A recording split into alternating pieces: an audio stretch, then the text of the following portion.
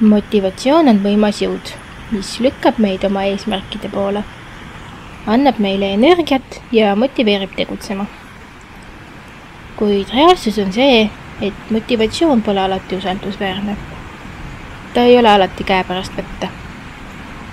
Motivatsioon võib olla lühiajaline, kõikuv ja sõltuv erinevatest välistest ja sisemistest teguritest. Seetõttu on oluline arendada endast distsipliini kui püsivat omadust, et saavutada pikaajaline edu. Esiteks on oluline mõista motivatsiooni ja distsipliini erinevust. Motivatsioon on sageli seotud meie emotsionaalse seisundiga ja võib olla tingitud inspiratsioonist, elevusest või soovist midagi märkimisväärselt saavutada.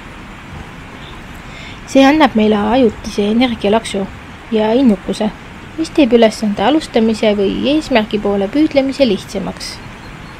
Kuid see motivatsioonipuhang võib aja jooksul väheneda, eriti kui me seisame silmitsi takistuste, tagasilöökide või lihtsalt ootamatu ajakulu tõttu. Distsipliin seevastu on kindel pühendumus järjekindlale tegutsemisele, olenemata sellest, kas motivatsiooni on või ei ole. Distsipliin seisneb harjumuste ja rutiinide kujundamises, mis toetavad meie eesmärke, isegi siis, kui me ei tunne end eriti motiveerituna. Distsipliin nõuab enesekontrolli, sihikindlust ja tugevat eesmärgipärasust.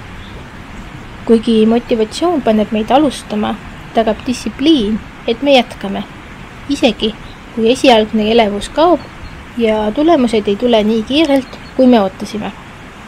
Üks viis distsipliini arendamiseks on selgete ja saavutatavate eesmärkide seadmine. Jagage suuremad eesmärgid väiksemateks, hallatavateks ülesanneteks, mida saab järjepidevalt lahendada. See muudab protsessi vähem üle jõu käivaks ja annab iga väikese võiduga saavutustunde. Annab edu elamuse. Lisaks võib struktureeritud ajakava loomine ja selle järgimine aidata tugevdada distsiplineeritud käitumist. Rutiinide loomine ja nende järgimine isegi päevadel, mil motivatsioon on madal, loob distsipliinile aluse, mis muudab aja jooksul teie loomuse.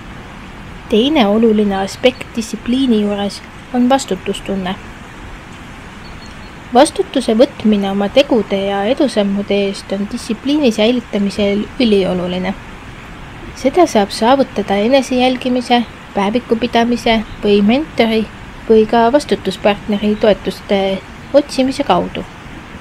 Regulaarne edusammude ülevaatamine ja strateegiate kohandamine vajaduste järgi aitab säilitada fookust ja pühendumust seatud eesmärkidele. Samuti on oluline kasvatada kasvu mõtteviisi. Võtke väljakutsed vastu. Vaadake ebaõnnestumisi kui võimalusi õppimiseks ja püsige ebaõnne korral kindlalt püsti.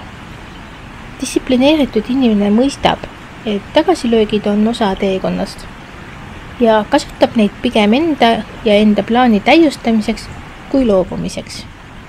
See vastupidavus ja vankumatu sihikindlus on distsiplineeritud käitumise tunnusjooned. Kokkuvõttes, kuigi motivatsioon on võimas tegutsemise katalüsaator, pole see alati usaldusväärne. Pikaajalise edu saavutamiseks on hädavajalik arendada ja hoida end distsiplineerituna.